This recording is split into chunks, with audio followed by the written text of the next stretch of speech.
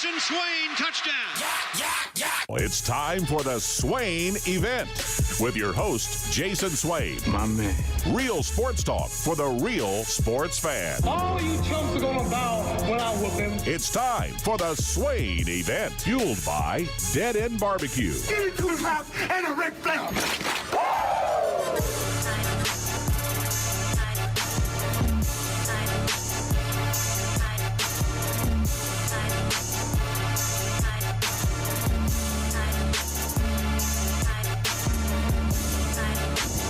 Swain Event, SwainEvent.com, fueled by Dead End Barbecue, barbecue restaurant in America. Are we awake this morning? Jimmy P. Gumball, 247. I'm Jason Swain, live in the Low Season studio. Hope everyone's having a fabulous morning. It is a warm 18 degrees outside. Benjamin McKee, your favorite type of weather.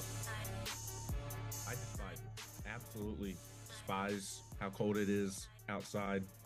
I don't understand why people prefer this over the heat in the summer. I'd much rather deal with the heat in the summer than this. Maybe that'll change as I get older. But right now, I hate it. Just like I hate it for Ryan Day. Guy wins the national championship last night. Fired this morning for losing to Michigan. It's a cold world out here. Yeah, I think they're going to give him a 1-year extension after winning a national championship. So you better not lose to Michigan or you may be let go. But we here, man. We are here this morning. National championship game was last night. Went pretty much how I thought it would go, except for the late push by Notre Dame, making it interesting at the end. But I never felt like Ohio State was going to be threatened. We do this every year, Ben. Whenever there's a national championship game, we sit back and ask ourselves, what did we learn? What did we learn from the last night's game, Ben? What did you learn from last night's game? I learned that Marcus Freeman is awesome. I already knew that, but he is my favorite. I think he's my favorite coach in college football at the moment. I love everything he's about, and the way that his teams respond to him is amazing. Absolutely amazing. But I also learned that when you have a guy like Jeremiah Smith and the game's on the line, just send him on a deep ball like you do in backyard football growing up. Hey, I'm going deep. Throw it to me. And that's what it felt like Chip Kelly called there at the end of the game. Look, send Jeremiah Smith deep. Will Howard, you just launch it as far as you can, and Jeremiah will run underneath it. But the team with the most talent in the country won out. That isn't always the case, but it does feel like it's the case more often than not. I don't know if that's what you were getting at. I think if you're a Tennessee fan, you thoroughly, at least you should, have thoroughly enjoyed watching the national championship game last night. I realize that Ohio State and Notre Dame are not the most popular programs in sports or in college football, but I would think if you're a Tennessee fan, it sure beats the alternative of having to watch Alabama and Georgia play for the national championship. I mean, how many silly discussions did we have about just wanting the referees to win some way, somehow, or Alabama playing Clemson and having to root for Clemson when Dabo's not the most popular person ever. I mean, Auburn's made a couple of appearances in the last decade or so. I mean, sure beats rooting for an SEC team, I would think. Yeah, 100%. Usually the most talented team wins out, for sure. It appears that all Ohio State did was say, go, Jeremiah Smith, go. Just run in a straight line and go win. But there's so much technique in that play, man, in that route. First, you had inside technique and off. And you can't just run straight line because the DB will just cut you off. He's inside. He's taking away slants. He's taking away skinny posts. He's taking away the dig. So you have to go threaten him. You have to stem inside, go step on his toes, and then release. it's a downfield release. You have sometimes two different type of releases. You have on the line of scrimmage releases where you get off the line of scrimmage, and then you have downfield releases where DBs try to implement a catch technique. And so Jeremiah Smith stemmed inside, got vertical, stepped on the DB's toes, and then released, and it was a wrap. It was perfect technique. It was coached perfectly. The ball was thrown perfectly. It was executed perfectly. And it wasn't like Jeremiah Smith did it all game. He just did it when the moment was needed the most. And, man, that's coaching. That's execution on part of the players. That was his first touch of the second half. When I tuned out. I turned it off. Yeah. When what was it? Like 31-7, 31-10, something along those lines. I turned it over to one of my TV shows that I watch and was not looking at my phone for 30, 40 minutes. And I was like, wait a minute, the football game should be about over. Let me check my phone to make sure Ohio State won. And it was right when Notre Dame had scored to make it a one-score game. I was like, wait a minute, what just happened? And I had to flip it back over real quickly. So when Jeremiah Smith caught it and Herb Street or Fowler said, that's Jeremiah Smith's first touch of the second half, I was blown away. And I think Texas and Tennessee and Oregon did a very poor job of playing way too much man coverage against him. Way too much. And Texas, and they showed this on College Game Day before the game, how Tennessee and Oregon did a poor job of going to man too much, but then how Texas bracketed him, zoned him, and just would not give Will Howard an open lane to get him the football. And Notre Dame did the same thing, but they were finally able to beat Notre Dame with Jeremiah Smith because what was the situation on that play? It was third and somewhat long. The box was loaded, and Ohio State had been very, very, very conservative those couple of plays beforehand. I was surprised how conservative Chip Kelly was, given all the talent that they have on that offense. And then they became aggressive, and I love it because you took advantage of the situation because Notre Dame was stopping the run, they were loading the box. I mean, it looked like they were about to get the football back, and that's what allowed that one-on-one matchup to be created is because Notre Dame was so geared up on trying to stop the run, and Jeremiah Smith took great advantage of it. Yeah. We learned that, I learned, it's most talented team usually wins, but they spent a lot of money on their roster, and a lot of it was really retaining their roster. That's where a lot of teams are spending the most money is keeping guys put. Tennessee spent a lot of money keeping guys put. Ohio State spent a lot of money keeping guys put, something that Ron Day talked about, a year or so ago, where he had a press conference and talked about the dollar amount is going to take to keep the roster intact. And so, yeah, they went out and got a couple guys here and there, but what Ohio State taught me is there's a combination, there's a mix of you got to have money, number one, but you got to have a coach staff that's good. You know, Jim Knowles, defense coordinator, is top notch. Chip Kelly is top notch. And then you better have a head coach that can set the temperature of the program. We talked about that for years here. You know, when Butch Jones lost control in 2017, and we was talking about kind of what happened. It was about setting the temperature. Like, you set the temperature in your house, which I hope everybody got it set, got the heat on right now because of the temperatures outside. But the head coach is responsible for the culture of the program.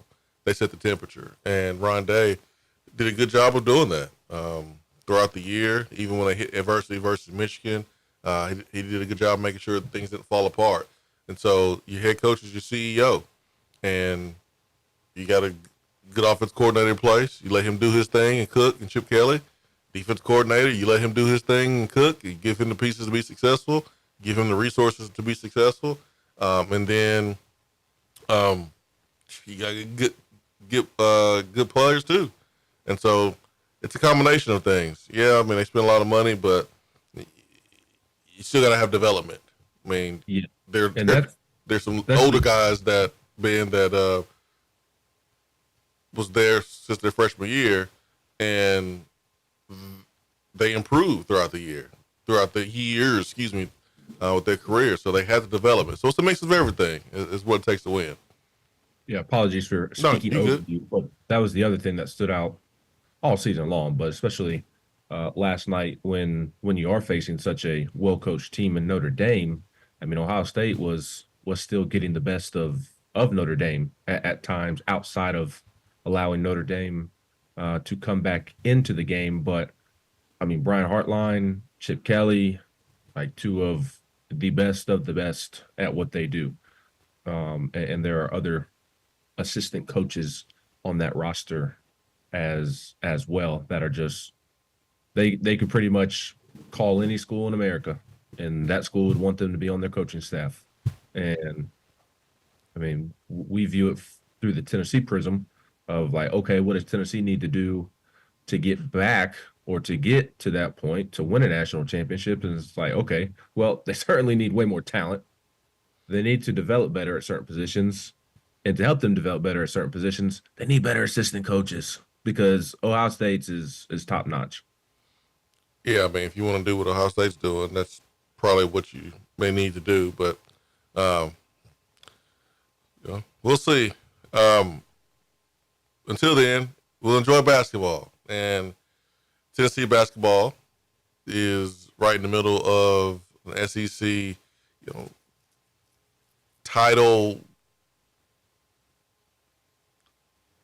sprint, I guess, or not They're a good. technically in it, but let's just go ahead and say that Tennessee will likely not win the SEC this season. It would be, and it's not just Tennessee. I mean, I'd be surprised if anybody was able to overcome what Auburn is doing. I mean, they haven't even skipped a beat without Janai Burham for the most part, especially in the win-loss record. They're still undefeated, even if they've had a couple of moments where they've looked human. So this team, I was asked by a Mississippi State writer yesterday if this team is better or worse or the same as last year's team.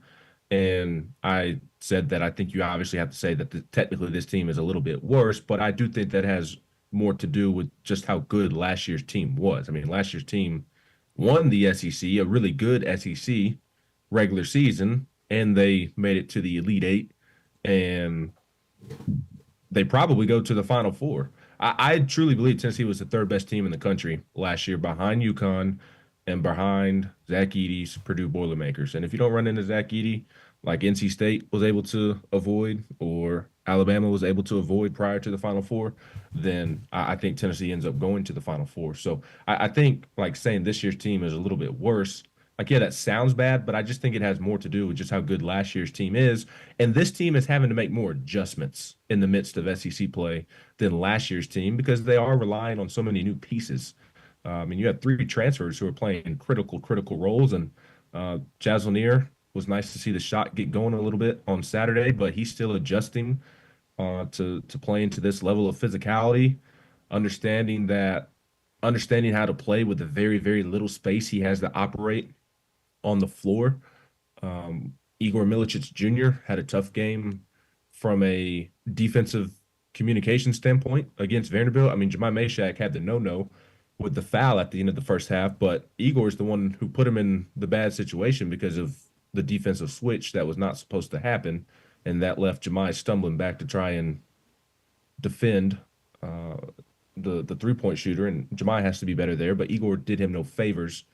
So you've got you've got a Tennessee team that's having to make more adjustments than last year. Chaz is having to make more of an adjustment than Dalton did. And like you don't have, not that Jonas was the epitome of consistency, but you could throw Jonas down on the block more and get a bucket from him more than you can Felix Okpara and Kate Phillips. So having to find an offensive threat that you can rely on game to game outside of just the lobs, because the Felix Zakai lob threat has become a real weapon for this Tennessee team. I mean, it was Tennessee's whole offense at Vanderbilt on Saturday, but having that guy that you can post up on the block when you're not making shots and you can give him the basketball and he can potentially go get you a bucket, they lack that right now. So this team, I say all that to say, Swain, this team still has Final Four, Elite Eight potential to me, but there's no doubt that they're going to have to continue to make adjustments, especially the new guys on the team to this league. And they're going to have to continue to get better in a bunch of different areas.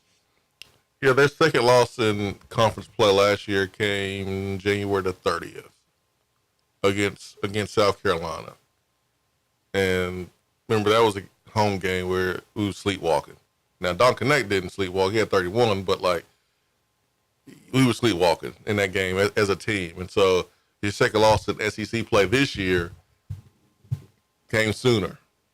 And so can this team be better than last year's team?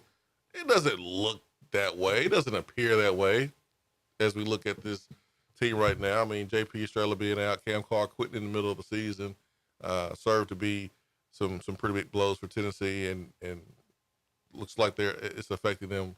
I mean, to only be able to have 9 guys in a rotation means that if someone gets in foul trouble or someone is not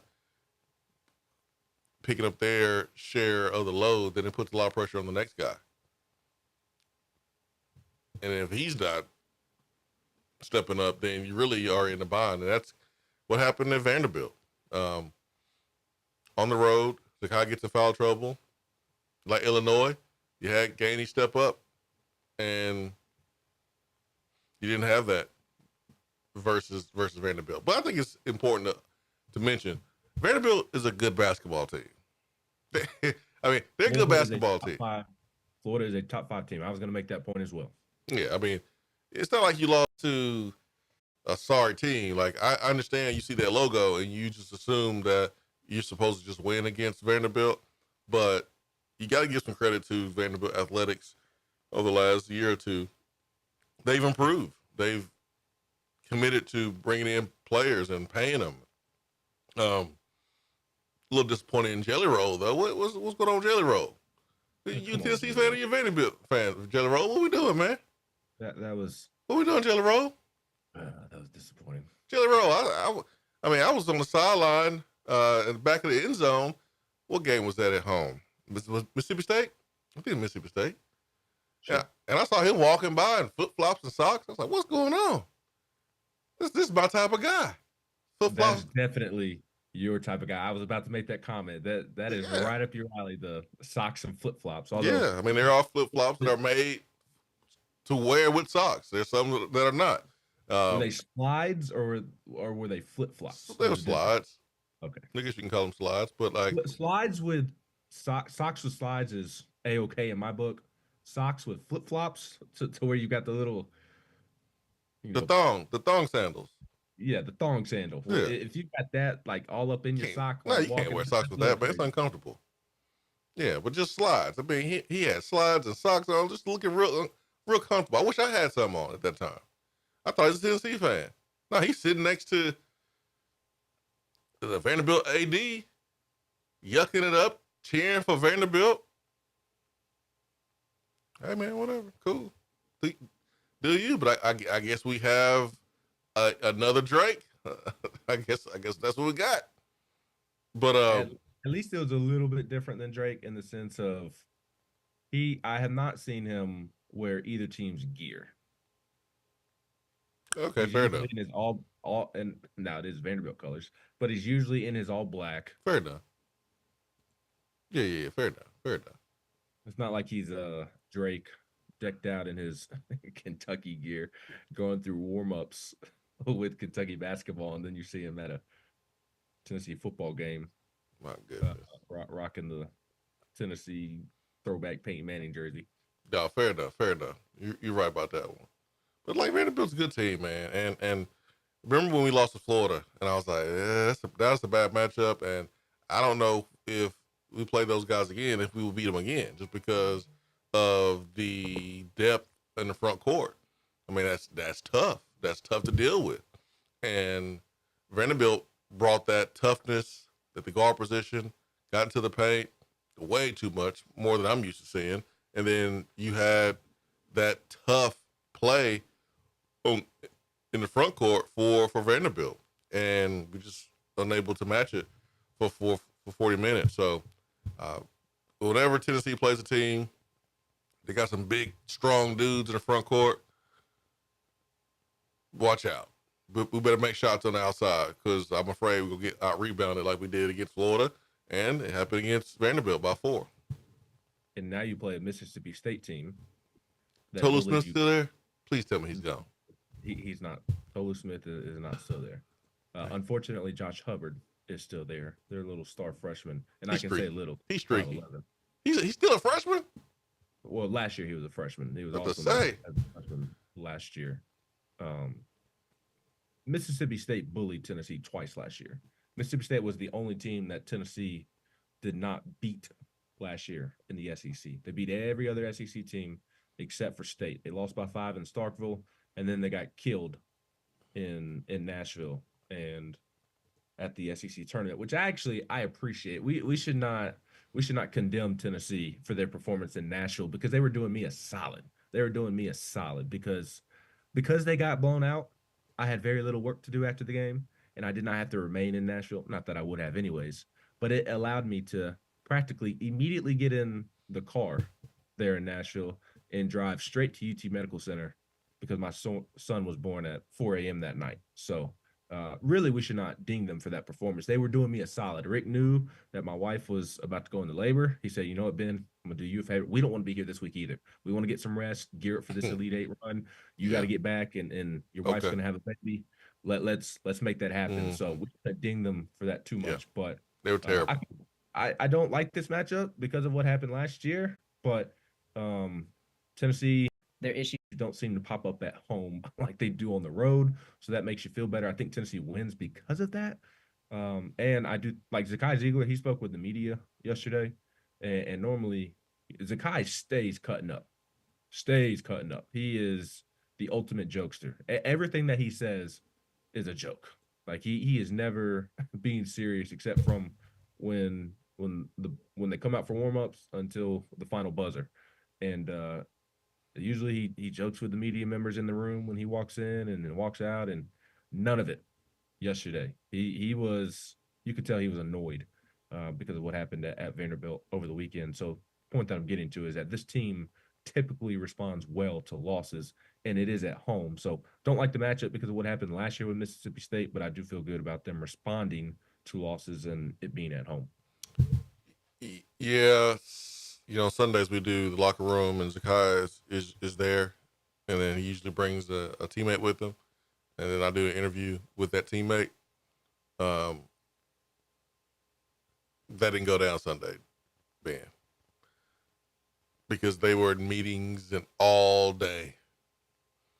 They were locked up all day. So I mean that's a good thing. I appreciated it, and I understand, and I would have done the same thing if I was Rick Barnes or one of the leaders on that basketball team.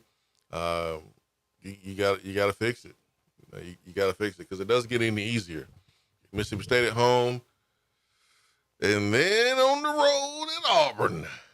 College game day is going to be there. So, man, you better fix it and fix it fast. Fix your face, Ben. Tennessee be all right. I think Tennessee be all right. On Saturday night? No. I think so.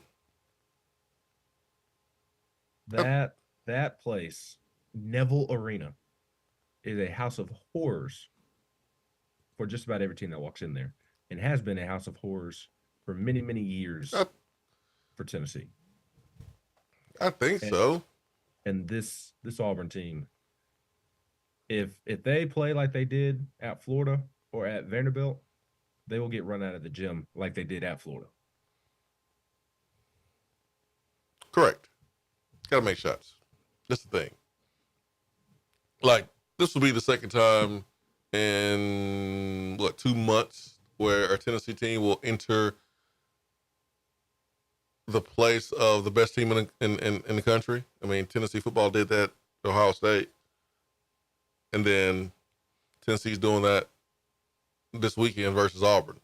The difference is, you can beat Auburn if you just make shots. Like, you can get hot and make shots, and they can be cold and miss shots, and you can have a chance to win. In football, it's not like that. Like, it's a little bit harder. You just can't get hot one day in football. Like, it's harder. So basketball they have a better chance, but I'm not putting money on Tennessee to win. No, man. Not in that one. Not in that one. But for Tennessee, it's about winning your home games, winning enough road games to where you get a good seed, putting yourself in position to have pretty good draw, and hopefully the matchups are in your favor. You don't come across a team that is built like Florida. If that's the case, then you got a chance to make a run. So we don't know. We don't know. All we know is at home we're tough. And anytime you have a defense that plays the way Tennessee plays, except for the Vanderbilt game and the Florida game, you got a chance to win. You got a chance to win. All right, 865-255-03. Tennessee got into the portal. Got a player from the portal that we will discuss on the other side. 865-255-03 is our telephone number. Ben McKee, Go Vols 247. Interesting wave you got going on there, Ben. The Beta Chevrolet text box is open for you. So send us your comments and questions, and we'll hit it up after the break. Swain Event, fueled by Dead End Barbecue.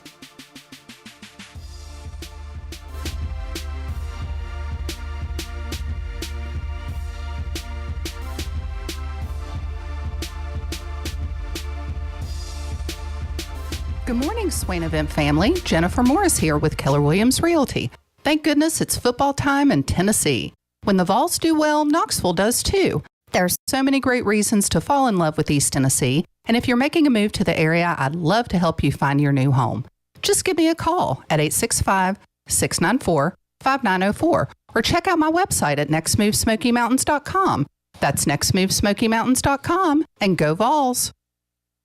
Fellas, there's a lot of people talking about testosterone, but do your homework and go to a provider that you can trust. I recommend Low T Center. It's where I get my levels checked. At Low T Center, they make it quick and easy. You walk in, take a simple blood test, and you'll get your results back in about 25 minutes. If you've been feeling tired, grumpy, have noticed weight gain, loss of muscle mass, you may have low T levels. Go to lowtcenter.com to book your appointment online. That's lowtcenter.com. Low T Center, reinventing men's healthcare.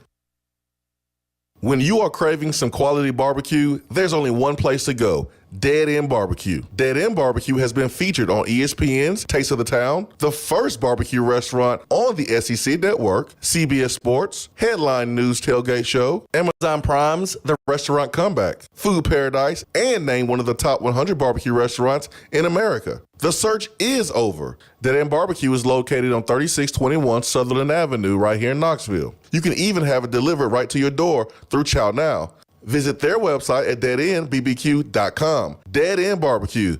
The search is over. Just because you can't call in doesn't mean that you have to sit on the sideline. Impact the show with a text box. It's part of the free Swain Event app.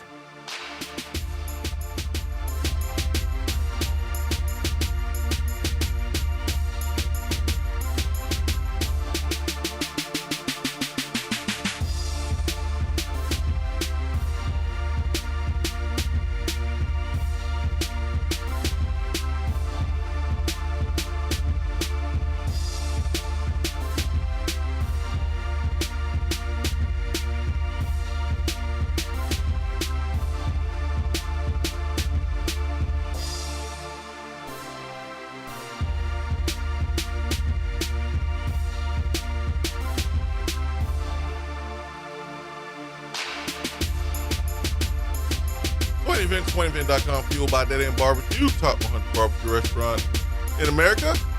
Tuesday, 21st day of January. Hope everyone is having a great morning. If you missed any part of the show, check out the Beta Chevrolet Swain Event podcast on demand. Ben McKee, Go Vols 247. Ben, Tennessee, a little active in the portal. Seems like getting a running back from the portal. Can you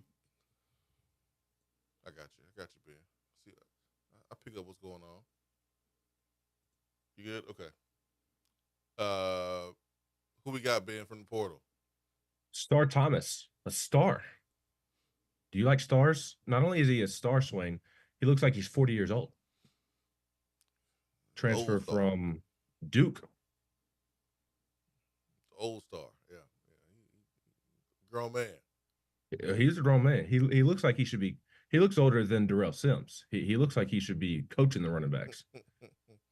I mean, we've always talked on the show, especially you, about how you want players who look like they're grown men, 30, 40 years old, and he certainly passes the test. I think the NCAA is going to need extra paperwork to confirm that he is of age and that they're not lying about his age and that he can truly compete for Tennessee because he looks like a grown man. But it seems like the perfect fit for Tennessee at running back.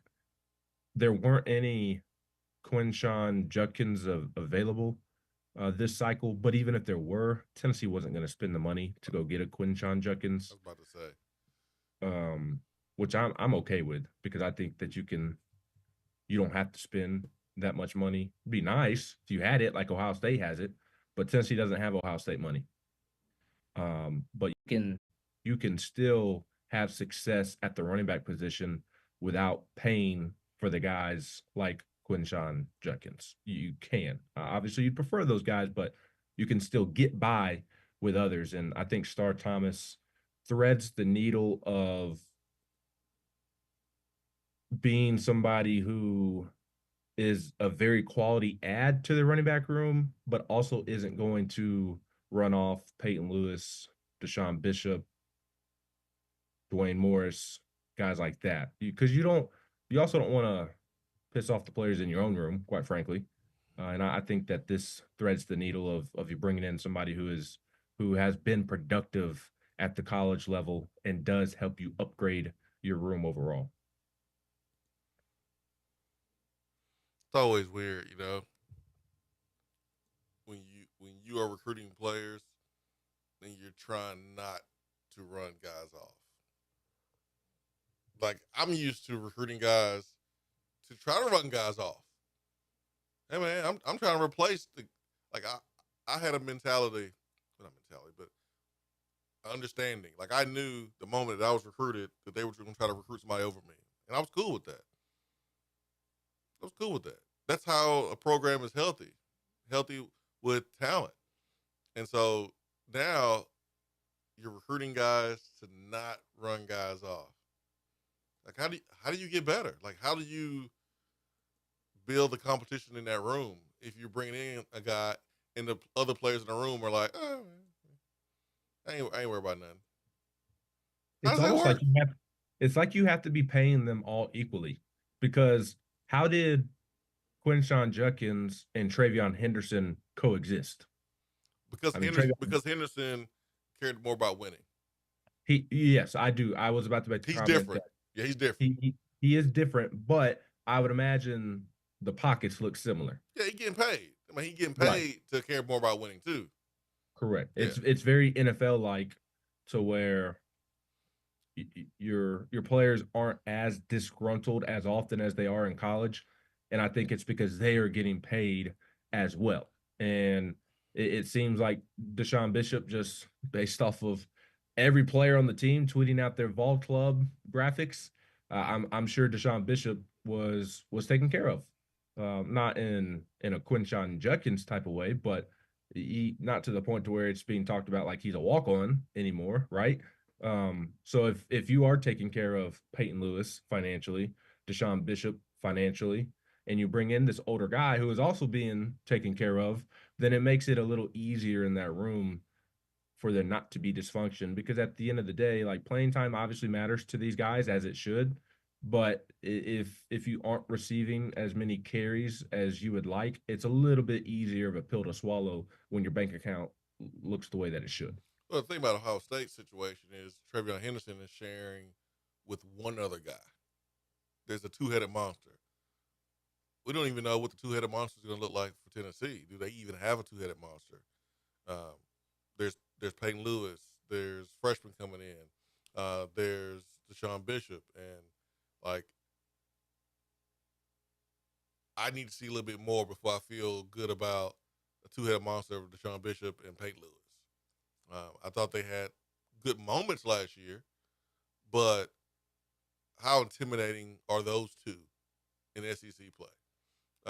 Not much right now. And so you bring in Star Thomas. He's a guy that should be able to block in the passing game. He's experienced. He's seen a lot. I wouldn't highlight his speed or anything like that. But if he's a guy that can get tough yards, which at times we needed a bigger back. We needed a physical back.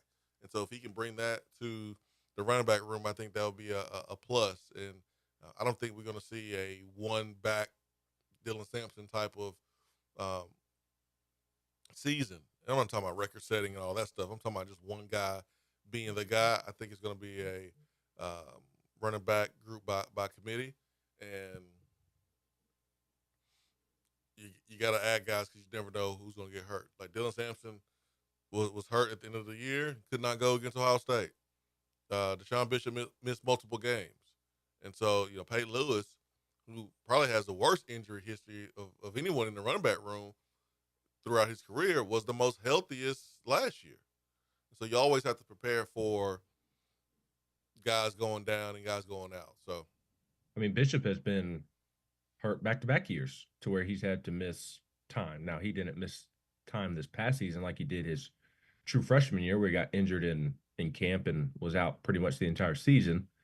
I think he could have come back in November 2 years ago, but at that point you were redshirting him and no need to bring him back when you had Jabari Small, Jalen Wright, and Dylan Sampson, right?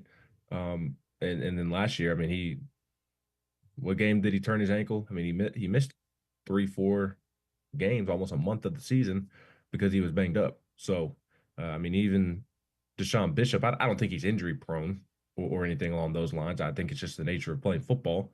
And I believe each time he's gotten hurt, he's gotten rolled up on, which is more of a freak accident than anything. But he's been hurt each of the last 2 years. So you just never know is what I'm getting at, to your point.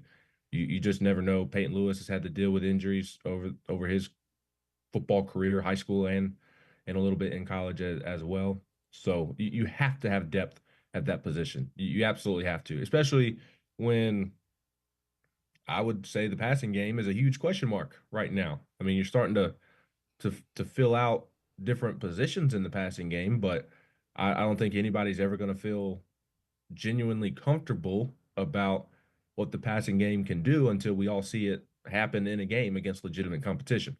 So you better make sure that you can at least fall back on your running game like you have been able to the last couple of years. Yeah, speaking of that,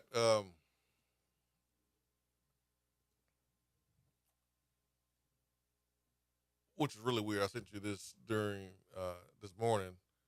One of your coworkers over there, 247, tweeted out that he asked Carnell Tate about the transfer portal after the game, which is a little weird to me. But hey, these guys are professionals. I mean, I guess it's no different than asking a coach about another job. But my goodness, man, the dude just won a national championship. Let him celebrate for a little bit. But anyways, the thinking there is because this happens in all sports, like with the Steelers, like everybody was asking Russ right after they lost to the Ravens, are you going to be back next year? Najee Harris, his contract is up. Are you going to be back next year? And the basketball the last couple of years, Julian Phillips after he was a one and done, moments after they lose to FAU, he's getting questions about are you coming back next year? The thinking from the reporting side of it is those players are not going to speak publicly again until after they make their decision. So as unfortunate as it is, like that's the only time you have to ask them this question. And you ask them with the realization that they're not going to give you an answer, but you still have to ask it. So just wanted to peel back the curtain a little bit there. And yeah, that's why as a player, I just would look at the reporter and not even say anything. Right. So you have a job to do. I'm celebrating the national championship with my team, like for real. But the question was asked to Carnell Tate about the transfer portal. Brad Crawford said he smiled and said, "I'm just going to celebrate with my team." He also tweeted, asked about his desired role in the offense next season, and Tate said he wants to help his team win another championship. He flourished this season as option 3, moves to a featured role in 2025. So there's been a little bit of talk about Cardinal Tate because he was the third option, but you never gonna be number one option at Ohio State. But why would you leave even with that? I mean, wouldn't it be advantageous if you want to win a national championship and still catch a ton of footballs, why would you leave? Because you would think that he would slide up into that wide receiver 2 role with Abuka going to the draft. Wouldn't he receive a ton of footballs opposite of Jeremiah Smith? And the Ohio State's going to have just as good of a chance to win a national champion next year as they did this year. So why would you leave? If he is guaranteed the number 1 spot somewhere else and is paid a crazy amount of money. Okay, well then don't tell me that the team that you want to be on next year, the primary goal is to win a national championship. Well, I mean, he said what he needed to say then. Very but fair. We don't know what he's going to be offered behind the scenes. It could be $500,000 more than what Ohio State's willing to pay, and in that case, then you have to, make a decision. Did you pick up enough in 2 years from Brown Hartline to where you feel like you can go and apply that, and you can, because you're gonna take a step back in any receiver development you get if you don't. If you're not coached by Brown Hartline, like you're taking a step back. Period. But is it worth it? Is it worth it to take a step back, knowing that 1 year you're going to go to the NFL and you're going to pick back up on that development? Is it worth getting that bag for a step back in development, knowing you're going to get back to that level of development at the next level? That's the question. Because you ain't going to win no championship probably if you leave Ohio State, unless you go into like Oregon or Georgia, Oregon, Texas, somewhere like that. I mean, I would say Miami, but I doubt it. Do we know who Ohio State's quarterback is going to be next year?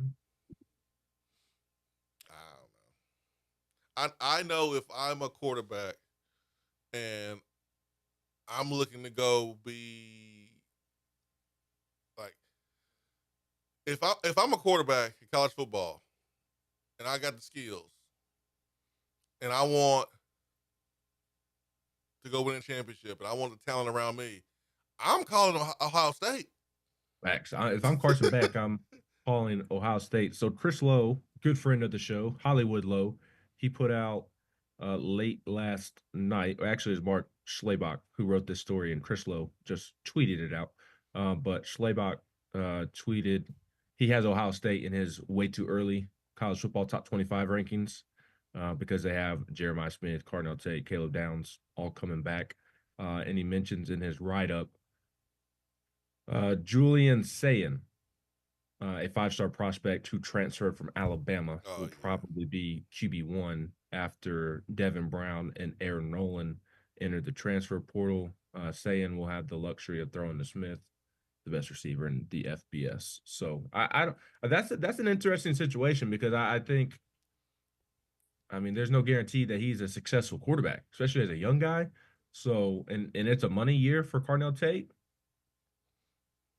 I mean, would it be worth it to deal with that quarterback? I'm not leaving if I'm Cardinal Tate, but I'm not Cardinal Tate. Right. I don't either. I just think it maybe. I don't even know that. I think complicates it. Maybe a too strong of a way to put it, but I do think it complicates it a little bit more, just because the quarterback position isn't a sure thing.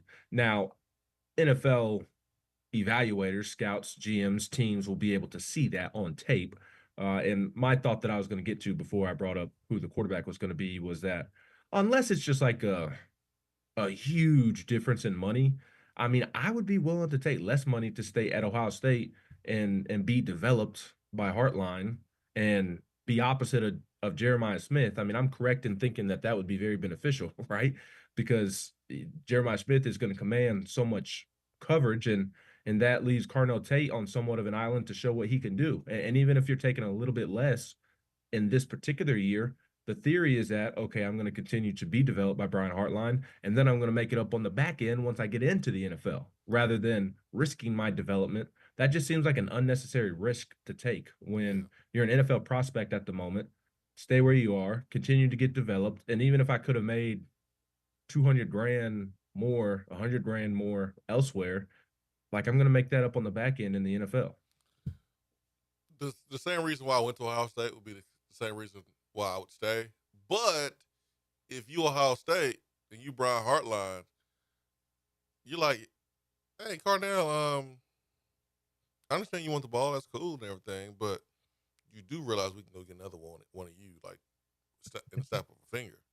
Back. Like, we can replace you. We've done it for years. Now, there is a different element that you have to mention here. I mean, Ohio State was with him and his support system when his mom was killed in Chicago. And so, he's been through that his first 2 years in school. And so how does that factor in to him potentially leaving? Because I've had a parent, killed, and put myself in his shoes, it would be pretty hard for me to leave knowing that they were there to support me and they were paying me and I'm winning and I'm getting developed by the best dude in the league. I mean, in the country, it would be hard for me. But whatever he does is going to be the right move. That's what we can say. Whatever he does, it's going to be the right move because he's going to get paid a lot of money, or he's going to be in a position to win and be opposite of Jeremiah Smith and catch a ton of balls, and then he'll be playing the next level. So I don't know why anybody, unless you're just buried on the depth chart and not going to play, I don't know why anybody would leave Ohio State at the moment when you factor in the three biggest factors that everybody cares about: money, development, and championships. Who's doing all three simultaneously better than Ohio State right now?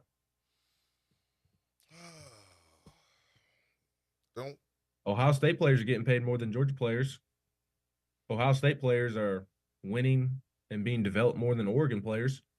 I mean, who's the same thing for Texas? Ohio State players are getting developed better and winning more than Texas. Like who like though to me, those are the three big factors in recruiting these days: is money, development, winning championships. And I don't know that Ohio State is. I don't know that anybody's checking all three boxes off like Ohio State is. No, it's hard to point out a bunch of teams that are doing that. Beatty Chevrolet text box. We'll get to Vol in Birmingham. But if you're looking for a new or pre-owned vehicle, Beatty Chevrolet has over $23 million in new and pre-owned vehicles in stock now. You can save time when you shop online at BeattyChevrolet.com. Once you say yes, the process is very, very easy. The team there, Beatty, will get you in and out in about an hour or less. And as always, buy with confidence with the Beatty warranty for life. Beatty Chevrolet on Parkside Drive or online at BeattyChevrolet.com. Beatty Chevrolet, locally owned and operated for over 90 years. Vol in Birmingham. Why does Tennessee not have Ohio State money? We have big boosters, and our fan base is more supportive than theirs is. Where are we going wrong? The money not spent how it should be on the right players by the coaches? Number one, we do not have the money Ohio State has. Forbes has Ohio State as the most valuable college program in the country. Over $1 billion is last time I checked. And so they're printing money in a way, but they also have been able to clean up house and recruiting.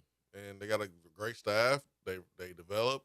And so they got all three things working for them. So you can pull that with some schools, Vol in Birmingham, where you're like, hold on, man, we got more money than them. Not more than Ohio State. No. They got more people in terms of people that are willing to give. If I'm not mistaken, their alumni base is deeper Yeah.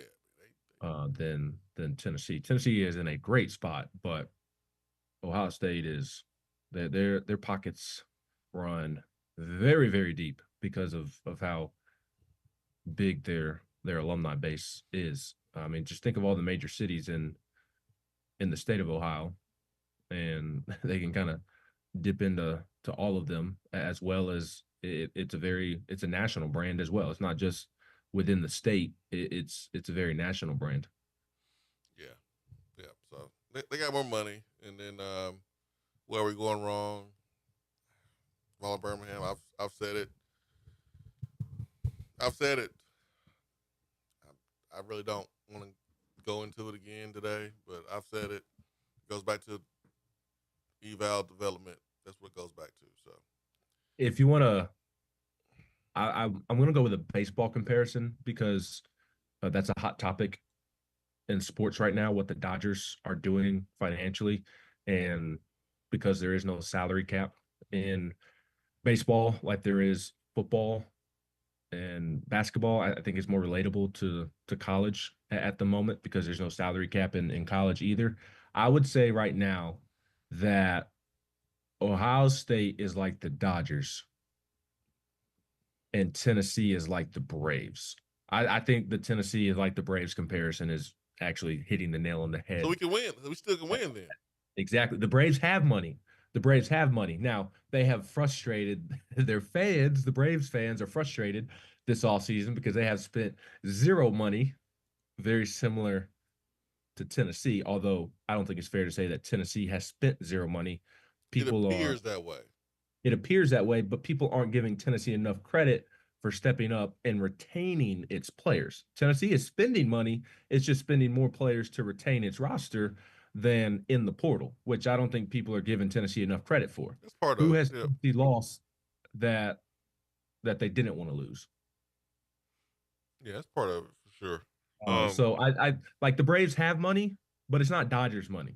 Mm. Like the Braves can go out and spend if they want to, but just like Tennessee can go out and spend if it wants to, but it's still not LA Dodgers money.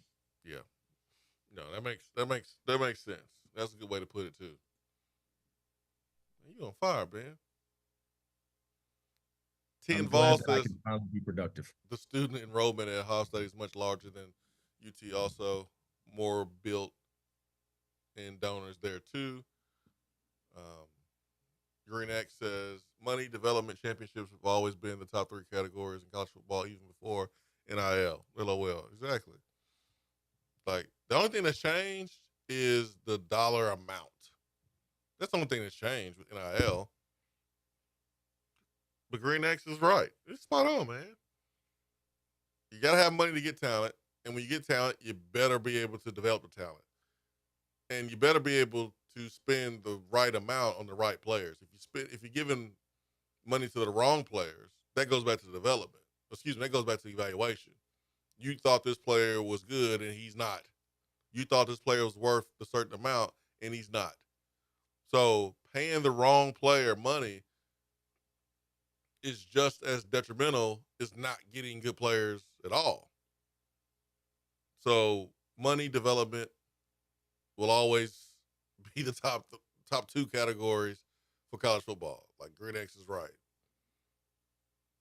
You get the money, you get development, that leads to the championships for sure. Real D from the 423 says, let's queue up GoFundMe. I mean, I think that's gonna help. I think it's tough to, unless you get a big numbers, because if you get big numbers, it can happen. But I don't think I've seen a fan base pony up like that and make a real dent. When NIL first hit, we thought, oh yeah, man, this dollar amount times 100,000, you can have this each month or this each year, and this can pay for that, and that can pay for this. But who really doing that? You have fans that are contributing and wants to help, but you also have fans who are like, why do I have to?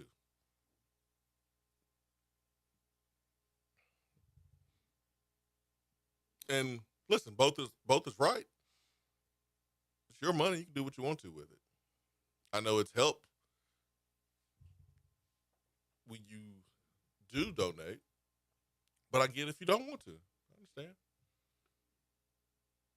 Real D from the 423 says we about to have a Jabari, Wright, and Sampson 2.0, hopefully. Man, I hope so. I hope so. That's that that was a good group, y'all. That 22 group. Because it didn't really matter who went in between Jabari and Wright. Like, neither one of those guys were really starters. Well, here's I'll be negative Nelly.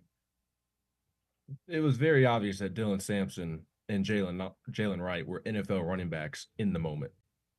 I'm not sure that any of these three are going to be in the NFL.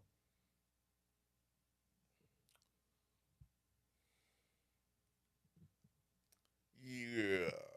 I mean, even Jabari's Jalen Wright was far along in his career than any of these guys outside of Star Thomas. Like, Star Thomas is older, but like no one is I'm not expecting him to be an NFL guy when he only had Tennessee and Central Florida, it looks like. Maybe some other options, but like I don't think people were beating down his door like they were beating down some, Quinshon Judkins or someone like that. And so right now, I don't think the running back room has the same amount of NFL prospects as the 22 running back room had. no, right now. not at this point in time. And look, I know that is a negative way of looking at it. I really do like Deshaun Bishop. I think he could be one of the more productive running backs in the SEC, but I just think it's going to look different. And look, I know Pro Football Focus isn't the end all be all, but he had one of the higher grades on the team this season. I felt like he was very productive when he was in the games this year. It's just it looks a bit different with Peyton and Deshaun because those two guys, at least to this point, they have not shown that they can make you miss like DeSamp, like Jalen Wright. They are, I'd say they're more Jabari Small than anything at the moment. Well, hold on now. Jabari Small was making dudes miss before his last year. Like early in his career, he was making dudes miss. Like yes, with his 22 season, he was hitting people with the dead leg. He was leaving them in their dust. He was. Yeah. With his he had one move and he used it. Just like I have one move that I go to on NCAA football. I'm doing the juke button And every single time, just like Jabari, and it works. There's nothing wrong with that. And I think Bishop can do that as well. But even Jabari is not making guys miss like D-Samp and Jay Wright. I mean, he's not. So I think that the offensive line is going to have to help more to where Dylan Sampson and Jalen Wright corrected the offensive line more often than it probably should have. So you're gonna need to step forward from O-line play to help the young backs out. But they can still be very, very productive. I liked what I saw from Bishop this year. I really do. I think he can be very, very productive. I liked what I saw from Peyton Lewis this year. Yeah, now, I would like to see him add to his bag. I mean, he is a bowling ball, and he gets the ball, and he is running straight. And he's not going to try and make a move. If you are in front of him, he's not going to try and go around you, cut on you, juke on you, whatever, spin move, hurdle you. He's going to try and run you over every single time. So we'll see. I think they can be really productive, but if we're being honest, their ceilings are not what the other trio was. It's just not. No, it's not. So, and it can be okay. The guy with the highest ceiling in the room is DeJuan Morris, the freshman. Yeah, for sure. Brian Hunsucker says Peyton Lewis is going to be the guy, and Tennessee needs him to be the guy. I agree with that. I mean, I would give Peyton Lewis the advantage right now, for sure. Now, like yesterday on Joshua Swain, I felt like that Star Thomas picking Tennessee would mean that he would be the starter because he's a senior. He would go somewhere else, but Peyton Lewis has been here. Peyton Lewis, from his freshman to a sophomore year, should have a pretty big jump. And I'm pretty sure there's been a pretty big investment into Peyton Lewis to even get him here. So that's the thing. Like you're paying for recruiting classes and retention, and that is probably taking up a lot of the salary cap right now. So, Right. Would you rather? And here's the other thing that nobody's talking about: the transfer portal is not that great this year compared to the last couple of years. I mean, there have not. I feel like this offseason teams are doing a better job of retaining its players instead of letting them walk. I you mean, know why? they're You know why the transfer portal is not like it was before? what's that? Because you're talking to them anyways before they get into the portal.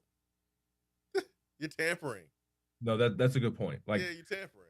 you're right because if the guys do enter the portal, like those deals are already being They're worked done. out before they enter. they're That's a good point. I didn't think of that, but I mean, would you rather retain Boo Carter, Arion Carter, or let those guys walk and then you have to go find somebody in the transfer portal to replace them? I would rather do both. I would rather retain those guys and go get guys from the portal. I can have both, can I not? I see both happen in other schools. But who at running back or who at DB, even running back? I mean, who's been in? And I get you just made the comment about the tampering thing. So I'm good at running back because I understand you don't have to have like a top tier running back to go be successful. I mean, it helps, but like Ohio State didn't win because they had better running backs last night. Did they have better running backs? Yeah, sure, but that's not the reason why they won. Because if you put Notre Dame's running backs on Ohio State's team, they have success too. So, but you better have some game breakers on the outside. You better have a dude at quarterback. You better have some guys in the trenches on both sides of the football. And you better have some guys in space that can cover the guys on the outside. And you better have some linebackers that can run.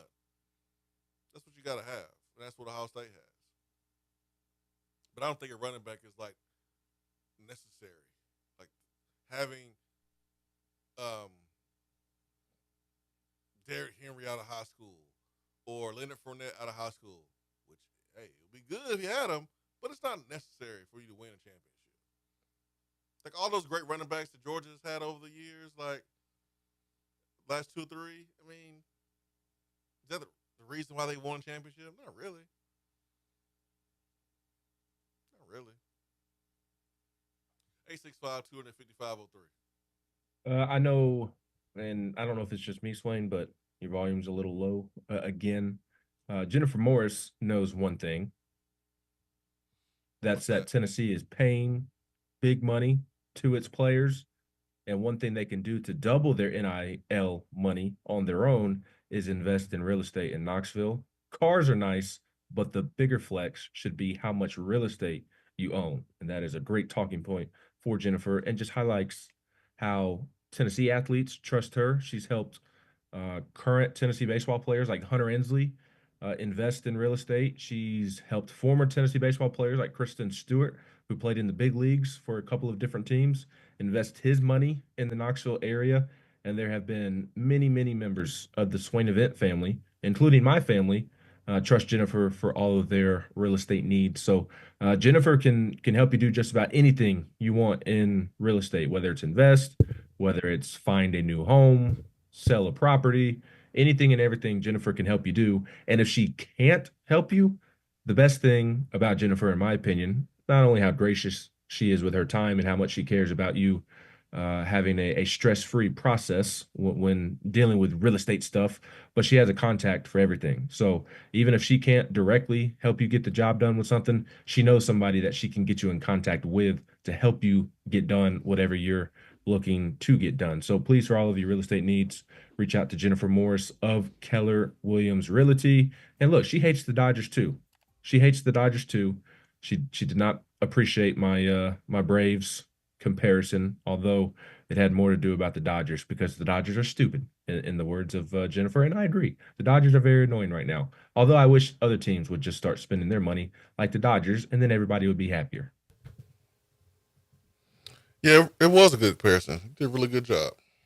I'm proud of you, Ben. And I could finally contribute to the show after nearly a decade. Hey. Isn't that wild? Nearly a decade? This year, this August will be 9 years since I started interning with you and the great Seth Stokes. Time flies when you're having fun, Ben. I've had a lot of fun. I know you have not had a lot of fun, but I have thoroughly had a lot of fun. And hard to believe it's almost been a decade. That first football season that I was with the show was no, actually, I don't know. I can't remember. Was it Dobbs' 16 season or was it Pruitt's? Was it? I think it was Dobbs' 16 season actually. Yeah, Dobbs 16 season because there was the whole appetizer steak thing. That was fun. That was my first football season, so still 9. But I was getting 10 years will be Butch Jones getting fired that season. So hopefully we don't have to deal with any coaching changes next year to honor that. Star Thomas committed to Tennessee, former Duke running back, 871 yards rushing. Going to add some depth to the room. Now you look at DB with Ron McCoy tearing his ACL and may or may not be back in time for the first game of the season. Even if he's back, hard to expect him to be anywhere close to himself. And that game we played on turf.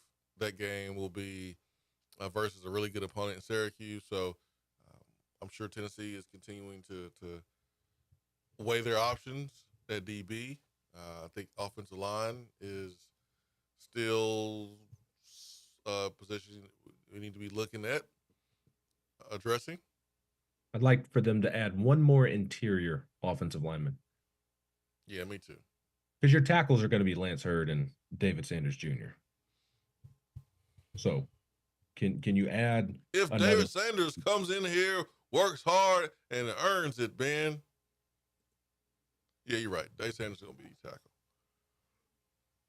Just looking at how he competed at the All-Star game, my man got some feet. He's a big old boy, too. So, you like David Sanders' feet? Yeah, I got good feet, man. It's hard to play the position. It's hard to play football, period, if you don't have good feet. Like, every position, you got to have good feet. Ability to move. So, I mean, I'm not Rex Ryan or anything. I'm not being all weird saying I'd like the dude's feet or anything. But, yeah, I mean, he has nice, quick feet when you watch his film. Speaking of NFL coaches, I imagine you're pleased with the Bears hire, correct? You damn right.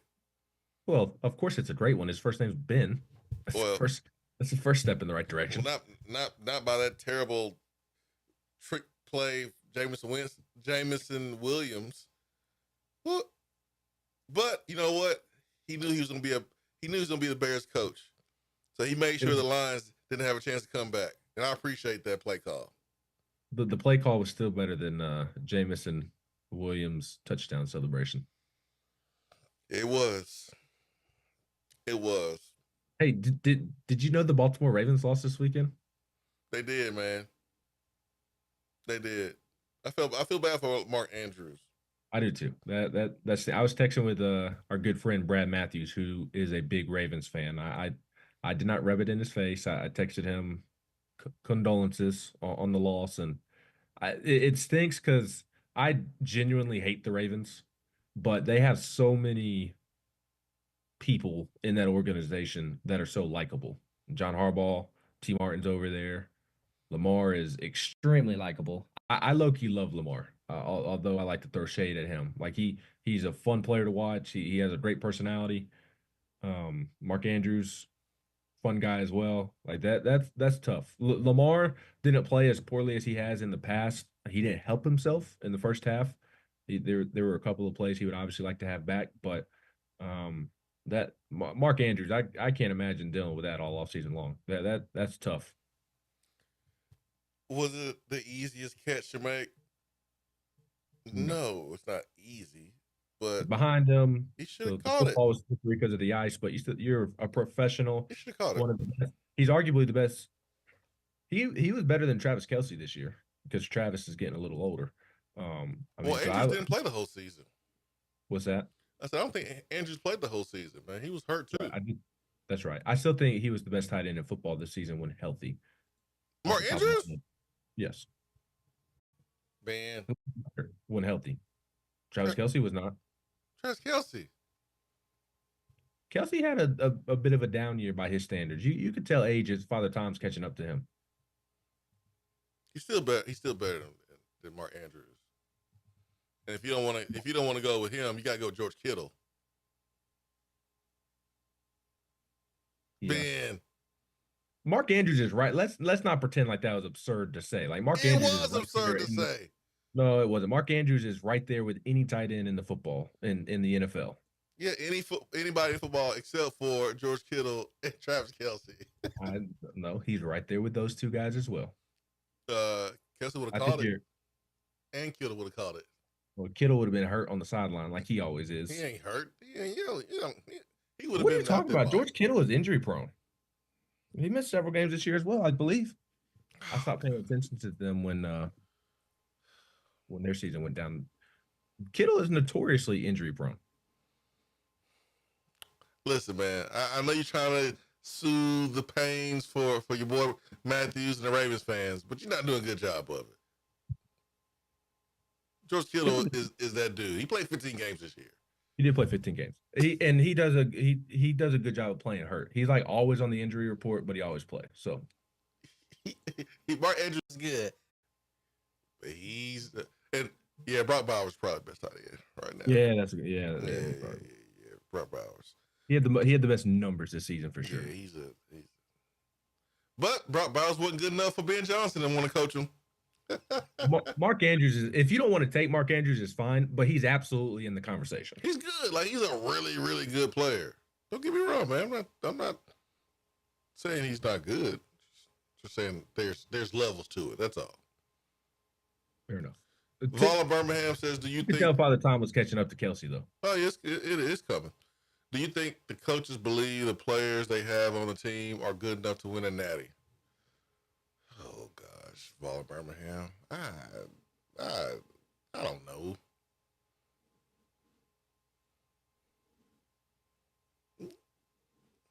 I mean, I wouldn't think that. You just played Ohio State. Why would you think that?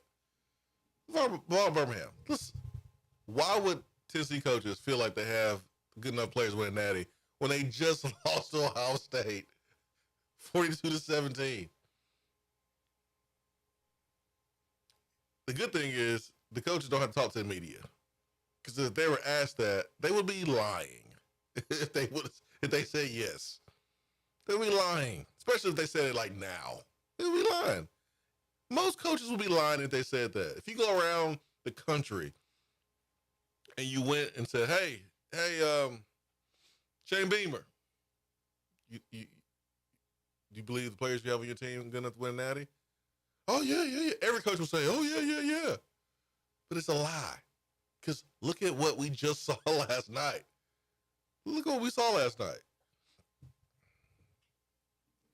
Now, Notre Dame, man, they give you hope, though, right? Because even though Notre Dame probably could have been beat by 2 or 3 touchdowns, they didn't lose by 2 or 3 touchdowns. And from what we know, they're not spending Ohio State's money. No. And they beat Georgia. They beat Penn State. They played a national championship game. But what Marcus Freeman does have, well, he won't have much longer, but the former head coach is the defensive coordinator, Al Golden. Like, he got some good assistant coaches there. Really good assistant coaches. And those guys, man, those players run through a brick wall. They've done a good job hitting in the portal too. But they've done a good job with eval, recruiting, developing, and then filling holes in the portal. They went out and got Riley Leonard, who was a big-time quarterback. Not the best passer from the pocket, but it worked for them as long as it did. And so we started the show asking the question, all right, what did we learn? We learned a lesson from Ohio State and what they did to get to the championship, but Notre Dame, they took a different path to get to the championship. So there should be some hope there if you are a team and you don't have the budget that Ohio State have. You don't have the coaching staff that Ohio State has.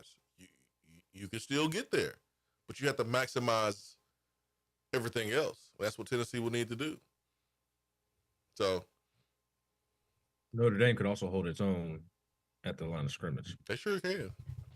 But again, how many of those guys were 5-star players? How many of those guys were from the portal? I mean, I would believe that those guys were brought in and they were developed and they were coached up and they needed a quarterback. They went out and added that big piece. Got some guys on the outside. I mean, number one, last night, he was doing his thing out there. He was doing his thing out there. So you don't have to have Ohio State's roster to get to the championship, but Ohio State proved by winning the championship that it gives you a better chance to win championship if you have that type of roster. So Tennessee just needs to do a better job of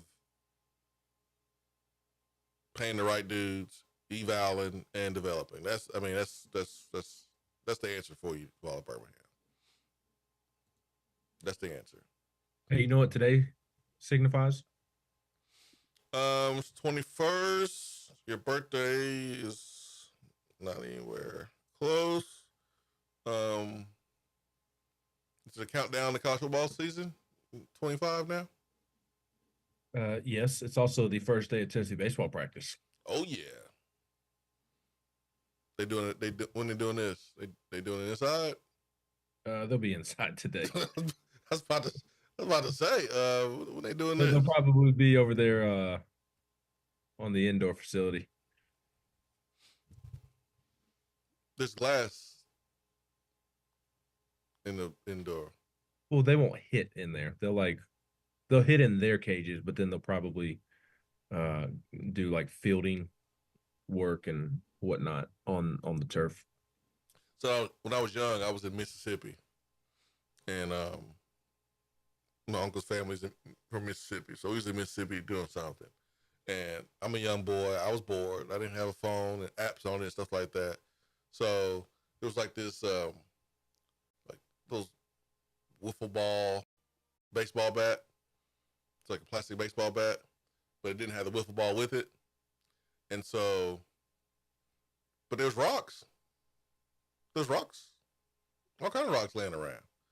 So I would throw the rocks up to myself, and I would crush it with the wiffle ball. And it was fun until I hit a window. And then all the fun ended. But it made me think about that. Thankfully, I never broke a window. I think I got a whooping that day. Yeah, I'm sure you did. That doesn't seem like the smartest thing. That's the one thing. I obviously played baseball growing up.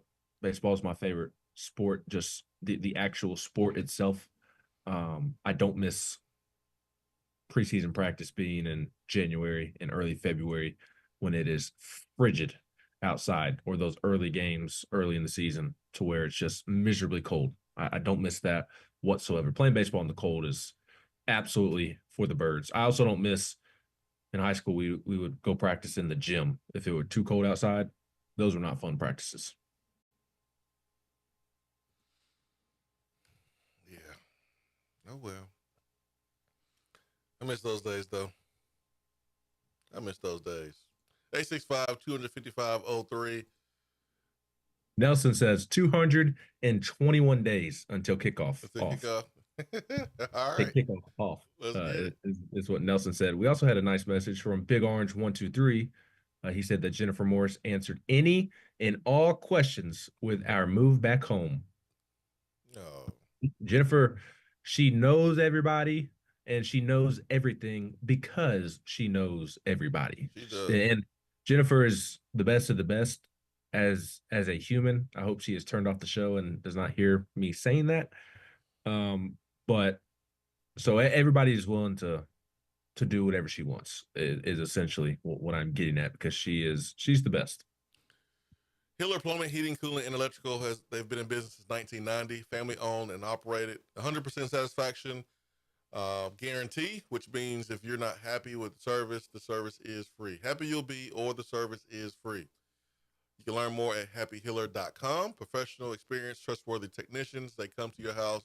They leave it in a better place than they found it. True transparency pricing is one thing that I love. That means you know exactly what the cost of the job is up front. They will line item what every part of the job is, so that way you, the homeowner, can easily understand what you're paying for and why. So labor and parts are itemized separately. There's no hidden fees, no added costs, no surprises when you get your bill. That's Hiller Plumbing, Heating, Cooling, and Electrical. Learn more at happyhiller.com. Dustin Vol 71, this basketball team is a big guy away every year. Not tall, I mean, that thicker Grant size, would you agree? Not his total performance, but just a big guy that can get boards and occasionally go get a bucket inside. Yeah, they're missing JP Estrella, man, big time. Because Estrella was that girth, that guy you just couldn't move. Now, Kay Phillips is tall, he's athletic, he's lanky, he's tough as nails. But JP Estrella, Ben McKee, got that girth. He does. Tennessee is really missing him. It does have that guy on the roster. It's just unfortunately that guy is dealing with a stress fracture in his foot that he had to have season-ending surgery for. And again, I think I've said on here a couple of times, I don't think people realize what Tennessee has in JP. I mean, he's a guy that legitimately picked Tennessee over Duke, and he has great touch around the rim. That's one of the things that he does best. He has great hands, very athletic, great feet swing, to your earlier points about. Wait a minute, Ben. He picked Tennessee over Duke? Mm-hmm. Why didn't Cooper Flagg pick Tennessee over Duke? Well, he didn't get the memo. Why He did not get the memo. Paulo Banchero picked Tennessee over Duke. He didn't get the memo either. He did not get the memo Go either. ahead, sorry. And he picked Tennessee over Iowa, and that was right after Iowa had remember Luka Garza? Oh yeah, big boy. Who is I did not realize this. He is who did the Grizzlies just play? They played the T-Wolves. T-Wolves, yeah. John Morant only had 19 points. That's fine. We won. In honor of the great Martin Luther King Jr. No, he does play for the T-Wolves. And he subbed in the game yesterday. I was like, wait a minute, I didn't know you were in the NBA. But that was he was at Iowa, and Iowa had just got done developing him, and JP picked Tennessee over Iowa as well. So he is somebody, Tennessee is absolutely missing him. He is 250, I think, has a better frame to hold up physically than Felix and Cade, and he has great touch around the rim. He is somebody that you post him up on the block, give him the basketball, he gets you a bucket. He can absolutely do that, and Tennessee is missing that right now. Rick is trying to get it more out of Felix. That's been an emphasis in practice, and I've seen Felix have some nice post buckets in practice, but we'll see if that translates to the game at any point. Tennessee is convinced that he is capable of doing more offensively than he has ever shown. I asked Rick last week after the Georgia game what gives him confidence that Felix can do so, and he said that because he's never been asked to do so. And he went on to talk about how as coaches you can't be quick to box your player into only being able to do this or that. And so Tennessee has confidence that Felix can do it. We'll see if that actually comes to fruition. They need more out of their post guys. And I hate saying it that way because I feel like their post guys have played well this year. There's just certain areas to where other teams are able to get the best of them. And that is one of those areas against a more physical matchup. I mean, he was 7 for 7, right, from the field against Vanderbilt. Yeah, but how many of those were lobs? Was he 7 for 7 or not? He was 7 for 7, but how many post buckets did he have? Where he had tossed the basketball? He had a jump hook on one of them, didn't he? When did he catch the basketball on the block, make a move, and get the basketball in the bucket? How many of those were put back dunks on off an offensive rebound or lobs from Zakai to Felix. I mean, that's a pretty okay point there you're making, sir. Pretty okay point. That's a pretty good point. Pretty good point there. All right, homeowners, it's cold outside, no doubt about it. Animals outside, they need some place to go to make sure that they are warm. Well, if they have invaded your home, squirrels, raccoons, possums, if you're having issues with any type of wildlife, alphawildlife.com is the website. Several locations in Tennessee, locations in South Carolina to serve you. Memphis, Nashville, Chattanooga, Knoxville, Charleston, South Carolina, Columbia, South Carolina. Go to the website, alphawildlife.com, for more information. So they've come to my house. They've removed a raccoon from my house. I know they've removed snakes and other animals from other people's homes. So if you have some issues in that department, call alphawildlife.com or go to the website and then give them a call. Their number is right there on the website. Make sure we're not missing anything that went down. Lady Vols lost to Vanderbilt 2 on the last second buzzer beater. Listen, Chazanier, I hate that for him. He'll bounce back. He's not the reason why I lost the game. It didn't come down to one play, just like Mark Andrews dropped, not the reason why they lost. I mean, there's so many plays that happen in the course of a game that you can point to of being the reason why a team came up short, or the reason why a team was able to get over the hump and win. So, yeah, Real D, Alpha Wildlife is in Chattanooga, so give them a call, man. Oh, how about this? Hey! So, Real D said he had a friend in Chattanooga that was able to get a raccoon out of his attic in Chattanooga. And then Nelson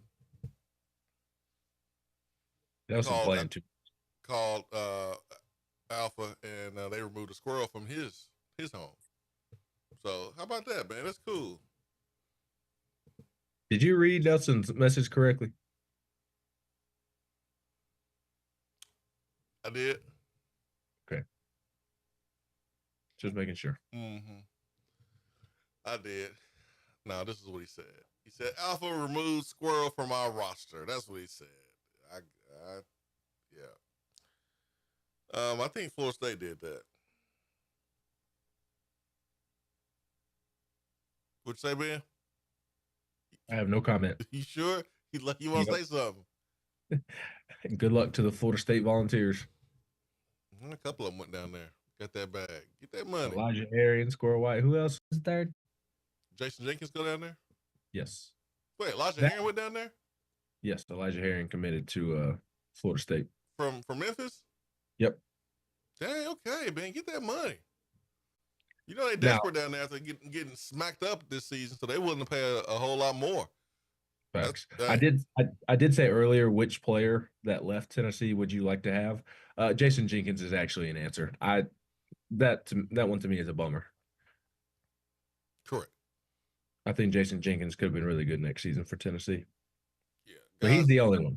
Yeah, guys in the portal that left. Trench players. I'm okay with all the other guys that left. I'm with you. I am with you.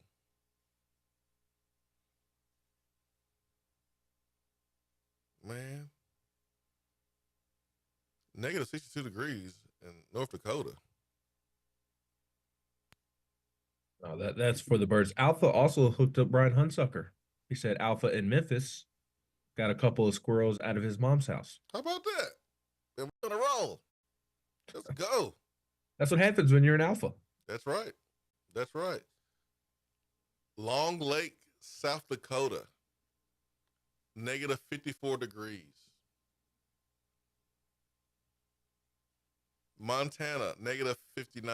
Nah, man. And you'd be walking around in no socks and slides and shorts.